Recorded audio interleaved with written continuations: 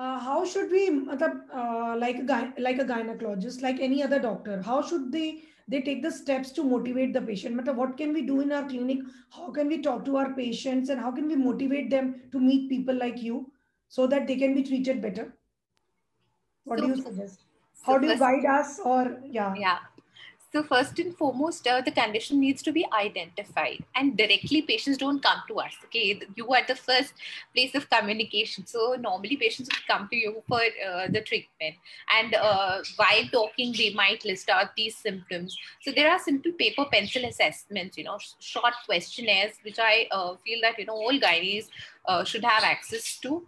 That they can get the patients to fill up, and probably check those up with the cutoff scores to see if women is at a high risk for developing any kind of mental disorder or a mood disorder during pregnancy or in the postpartum period.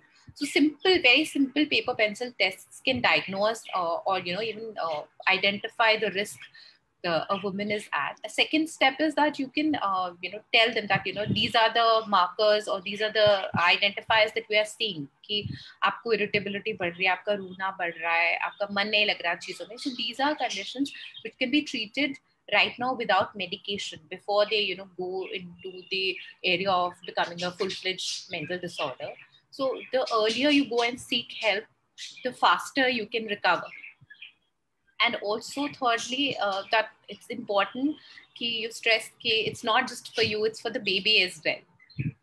So it will, if you are not happy, it's definitely going to impact your interaction with the baby, interaction with being a family, starting on a new role. All those things are going to get affected. So it's very important that you take care of your mental health first before you go step into a new role and responsibility as a mother. Till you are not mentally happy, how can you even eat your food properly? So starting from there, you cannot think properly, you cannot eat properly, you cannot sleep properly. So we talk about doctors, we talk about medicines, we talk about all the cares, but we don't even think about that we should be staying happy. So if the first step is not there, I don't think we'll achieve the final target beautifully. So, and Dr. Ruchi and myself, we also take lots of antenatal classes in which we have started discussing about this topic in detail.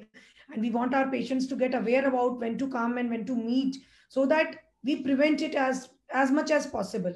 So that none of our patients are crying when they come to me, because I have seen lots of my patients crying when they come to visit me in their OPD after they have delivered.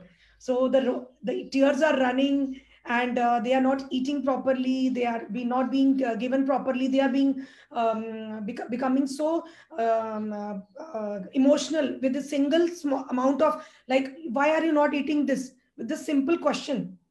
They get so emotional and they get hurt by small statements. So that is also a thing which has to be dealt with.